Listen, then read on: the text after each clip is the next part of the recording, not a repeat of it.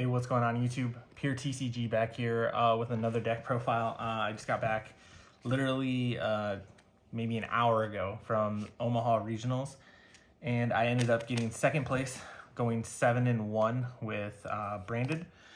The deck seemed really strong. I didn't want to play Snake Eyes. Melodious seemed to, I've been having trouble with testing with it, so I kind of wanted to branch out and test something new, work on kind of the Nats grind. So ended up taking Branded to a pretty good finish. So we'll go ahead and get into the profile here. First off, let's do some shout outs real quick. Huge shout out to my testing partner, Steve. He lets me ramble on and on about different ideas I have and kind of hones me in and keeps me going in the right path. He was huge inspiration. Everyone that lent me cards, John, Ben, Nate, Robinson, all you guys are great. Everyone from the local scene around here. So I appreciate it so much for kind of walking me through and helping me out with the deck and learning the basic combos. And then I learned so much just more from testing, and then even at the regional, I was basically improving.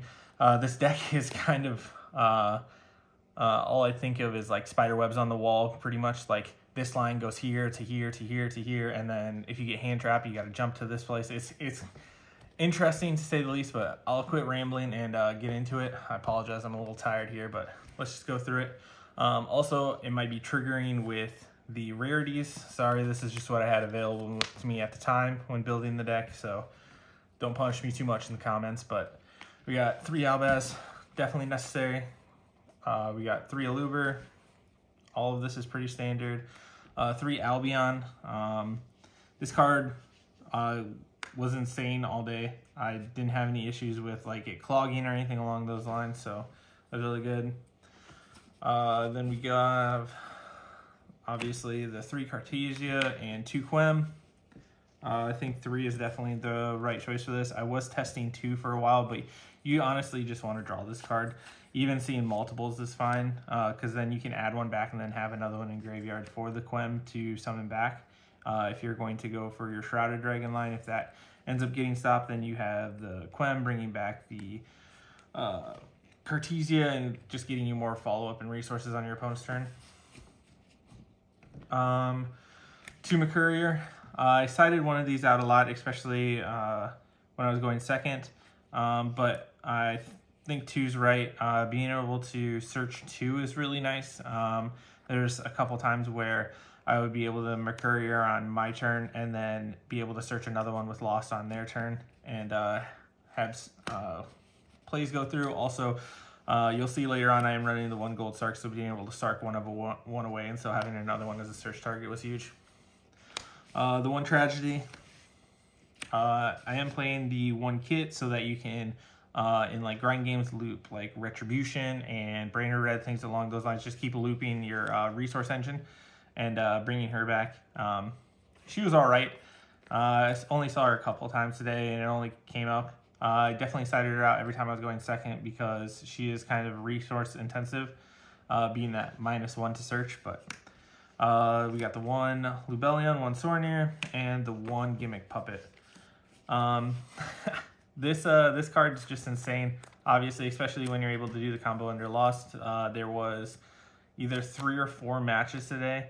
I didn't want to mess around and like let them play a little too much, so I would just puppet them in the draw phase. They would scoop, and then I'd be going into sideboard blind because I had no idea what they're playing. But it ended up working out, especially with my generic sideboard plan that we had talked about, which I can kind of get into a little bit later. Spells: 3 opening, 3 branded fusion, 3 fusion deployments, 1 lost, 1 red. I'm not playing Desires, so only need the 1 red. I don't think you need more. This card I'm so iffy on. Maybe people can go through a little bit more in depth and kind of tell me why I'm wrong, but this card is just so either like it's insanely busted when you draw the Albion, otherwise this card does absolutely nothing and is just a discard fodder and adds back to your hand at end phase. It's so polarizing. I cited this out quite a bit when I was going second, and then would cite it back in if I was going first, just because you can puppet lock if your Branded Fusion gets ashed or something like that with this card, but I'm not quite sure. So part of me wants to bump it up to 2. The other part of me wants to kind of cut it. I don't know. We'll see. Non-engine wise, I was playing 3 Dark Ruler. I don't think Droplet does enough, and you have to send too many cards from your hand. Being able to Dark Ruler and then just break their board, and then you can puppet lock them afterwards is pretty much this game. So there's no reason to be playing Droplets right now. Even then, if you draw this card going first, you just discard it. I don't think Droplet does enough for your end board where you could be using other cards in that slot. So that was perfect. 3 Allure, 3 Thrust, and the 1 Talents. It's got to be played in this deck. It's too strong. Being able to search Fusion Deployment turn 1, otherwise being able to search your Branded Fusion, follow up, things along those lines. Like I said, I was playing the 1 Gold Sark last minute. My buddy John and Ben were able to find me one. I got to their place before we left for the regional. I was like, man, I was really thinking about Gold Sark, but I couldn't find mine. And they threw one at me and was like, you should probably play it. It helped out a lot, especially with sideboard pattern. Going second, I would side this out because you necessarily don't need to see engine if you can't break the board. So I would side it in for board breakers. That might have been the wrong approach, but it worked out for me today. 1 called by. I drew this quite a few times, to be completely honest, and it came up every time, which was great. So 1 Retribution, obviously. The card is actually super strong. It's not just a graveyard effect. When you have an abundance of resources, being able to set this as well, so that way if your puppet lock doesn't go through, you're able to actually effectively use this trap is just insane. And then I was on the 3 Fusion Duplication. If you're not playing 3 within your main and side together, I think you're wrong right now. This card is just crazy. It will help you break through boards. When you get stopped, they think they have the upper hand when you end on just like a Quem and pretty much nothing else, and you just Fusion Duplicate and basically do all of the combos on their turn. It's too good not to play. That's the main deck. I'm at 49. I'm not a huge fan of Foolish Burial, so I didn't end up including that. I'm not a huge proponent of rounding off to a near 50. I'm playing the necessary cards that I wanted to play, so there's no reason to go up to 50 or any more than that. I think the main deck was pretty solid. Extra deck, pretty standard. We got 2 Mirror Jade, 2 Albion, 1 Rebellion.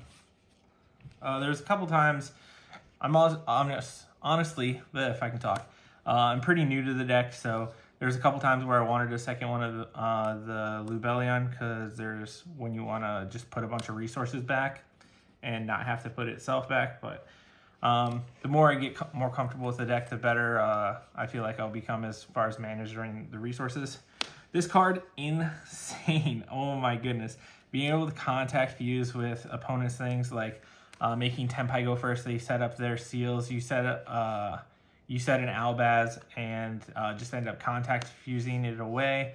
Or there's multiple times where I contact fused Flameburge and a Hope Harbinger away to make this. And this card came up way too often.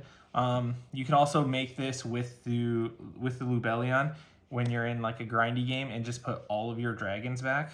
And that way you can just get infinite resources back, which is phenomenal.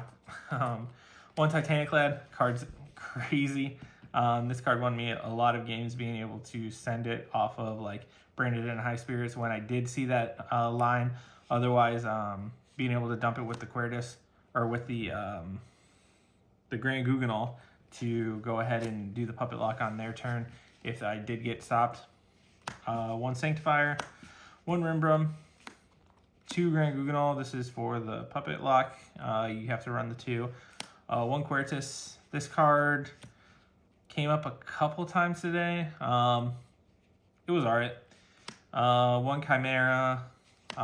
This card, I did not respect enough, and it won me quite a few games. I did end up playing against 2 Labyrinth, and this card just can poke away, and then also in the Tempai matchup, just getting rid of their field spell and letting you play more in the main phase before they get to the battle phase is good. Dragostapelia, I didn't make this card very much. It was there. This was my main sideboard card out for when I sided in the Masquerade, or it was either this or the Borland. But this is the main one, especially near the end of the day. I realized I wasn't going into this one as much as the Borland. So side deck, I was playing the crossout package. Multiple times I crossed out a Ash and D barrier. There's a couple times where my opponent would like Effect Veiler or Mourner or something like that, and then I was able to just go ahead and thrust and set D barrier on their turn even, or on my turn, and then break their board, and then they couldn't crack back because of the D barrier. So that was cool. This is my flex spot. I wasn't very happy with it today. I was playing 2 Panks. I haven't ever played a sideboard without Cosmic Cyclone before, and I was theorizing with a couple friends about Pankratops. The idea is this can come in the Snake Eye matchup going second, and you can summon it. You can threaten the Apo, or if they end up flipping Skill Drain on you, you can just instantly out the Skill Drain. It was all right. Like I said, it didn't come up too often. Against one of the lab's opponents, I ended up seeing both of it, and he was playing the Floodgate version, so I was able to kind of crack through the board a little bit more with this. Like I said, it was fine. I think there's something better in this slot. I'm not quite sure. If you have any ideas, go ahead and drop them down below. Definitely need to be testing around some more with this, but it can be changed. Winstraw Dragon, sided it in, never saw it, never was able to use it. The one Magnemite, saw it quite a bit. It was pretty good for different sideboard patterns. One Feather Duster, like I said, I don't know why I'm so terrified of back row decks, but I always have to have multiple pieces of hate for back row, otherwise I feel like I'm ill prepared. I was playing the Masquerade on the side, and then I was also playing the Brightest Blazing Branded King. If you are not on this card yet, you should definitely be doing it. This is a straight ripoff from Pack, obviously, when he was going through his deck. There's so many times where, especially when they're floodgating you or anything like that, you can just flip this, get a push through, and then continue going on from there. And then this just recurring itself each turn is phenomenal, and it's super hard for like Runic Stun to out these. So I mean, these two together can win you that matchup sometimes. So definitely wouldn't remove those from the sideboard. And lastly, 3 Evenlies, God card. I think you're wrong if you're not playing these in a board breaker approach. There's so many times where you can just go through. I kind of had the stones against a Ubel player today. I ended up going evenly his whole board, and then he left the DD King Caesar, and then I had the Dark Ruler afterwards for the Caesar, and then just busted his whole board, and then put up the Gimmick Puppet Lock, and it was just disgusting. But yeah, that's the deck. My matchups today, I played 2 Tempai. I ended up, one of my losses was to Tempai. I misplayed really hard in that match. So we'll see if I can kind of go through that game a little bit more in my head and kind of figure out where I went wrong. But I spewed so much value and thinking I had game, and then he ended up having just a little extra to push. I played 2 Snake Eyes, 2 Labyrinth, 1 Generator, which was disgustingly scary. The Generator field spell is obnoxious. And then I played 1 Ubel Fiend Link Unchained deck. Yeah, like I said, 8 rounds, 7-1. I ended up losing. My loss was to Temp by round 6. Otherwise, I think the deck is super strong. It's very taxing to play. Even at 8 rounds, it's a lot. The combo lines are so convoluted, but let me know what you think of the deck. If there's any suggestions that you have for this Panker top slot. I know Pack was on 2 of the, was it the Phantasmane, but I didn't think that would come up as much. I mean, it can help fix your hands, but I don't think it's good enough. Could use some more testing, but not quite sure. Otherwise, that's all I got for you guys today. I'm going to go get some sleep. Thank you. Have a great day. Peace out.